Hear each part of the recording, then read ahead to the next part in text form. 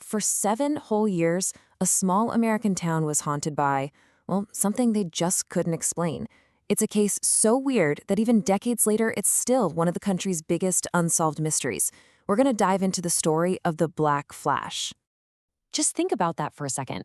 This one detail, it just sums up how crazy this whole thing was. We're not just talking about some blurry photo or a weird shadow. No, this was a creature that openly laughed at the police, completely defied logic, and felt like something way, way more sinister than just a prank.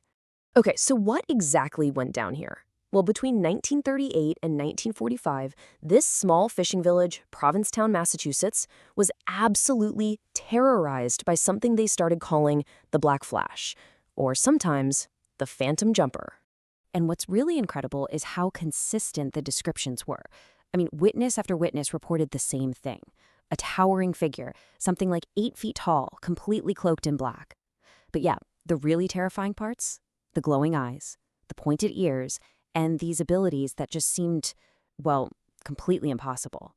All right, let's rewind and go back to the very beginning. Because to really get a grip on how this all started, you have to understand the world it appeared in. And trust me, it was anything but a peaceful time. So this timeline here, it really gives us a solid roadmap of the whole saga.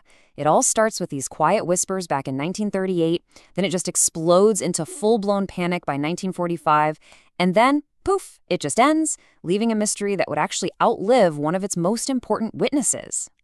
So let's set the scene. It's October 1938. The Great Depression has left its scars, right? And the threat of war is just hanging over everyone's heads. There are even reports of Nazi submarines off the coast. So there's this real, tangible anxiety in the air, which, as you can imagine, is the perfect breeding ground for fear and for a legend to be born. And this is pretty much how it all kicked off. First, it was the kids. They started telling these stories about a tall, dark figure with a flapping cape and glowing eyes, lurking out in the dunes. But with Halloween right around the corner, the adults just kind of laughed it off as kids being kids. Little did they know, they wouldn't be laughing for very long. Then we get the first credible adult account. This comes from a woman named Mary Costa. She describes this 8-foot-tall figure with glowing blue eyes that literally leaps out from behind Town Hall. And right away, this revealed the creature's defining feature, its insane jumping ability. See, it didn't just run, it launched itself through the air.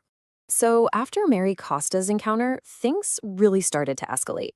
The sightings got more frequent and way more aggressive. The Black Flash reportedly overpowered 2 grown men. It even grabbed a woman right on the street. At this point, this thing was no longer just some local ghost story. No, this was a full-on town-wide terror. And all of this, it comes to a head in November of 1945. The police get a call. The creature is trapped. It's in a school playground on Bradford Street. So 4 officers, armed with pistols and flashlights, they head out, ready for a real confrontation. And sure enough, they find it. It's backed up against a 10-foot-tall fence, just staring at them. This is it. The moment of truth. The police have this thing cornered. They give it their final warning, a clear ultimatum. The standoff has absolutely reached its peak. And the creature's response? It wasn't fear. It wasn't surrender. It was just pure mockery. Right in the face of 4 armed police officers. It laughed. Can you even imagine the chill that must have sent down their spines? And then the impossible happened. In one single leap, the Black Flash cleared that 10-foot fence and just vanished into the night. It's wild. An officer leader claimed the face looked kind of like a silver-painted mask, but come on, a mask can't explain a jump like that. So, after a display of power like that, you'd think this creature was totally invincible, right?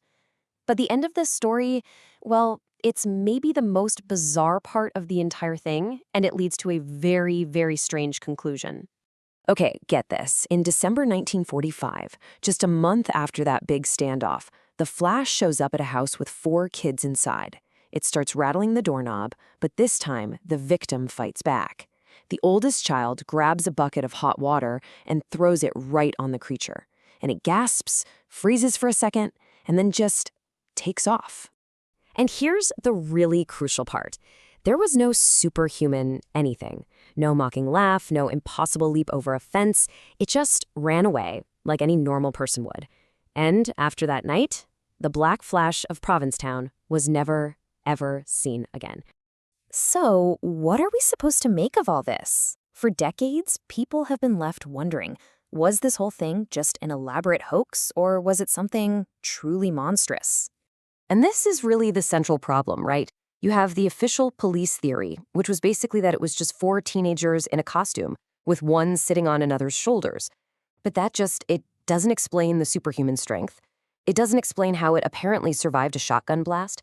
And most importantly, how in the world could two kids on each other's shoulders clear a 10-foot fence in a single jump? But wait, there's one last really cryptic piece to this puzzle. Officer Francis Marshall, remember him? He was one of the four cops at that schoolyard standoff. Well, he claimed he knew the truth the whole time. And just before he died, he insisted it was four men working together. The problem is, he never revealed who they were. In 1995, Officer Marshall passed away, and the names of the four people he thought were responsible, they were buried with him. And that left the mystery completely, permanently unsolved. And so here we are, left with the very same question they had all the way back in 1945.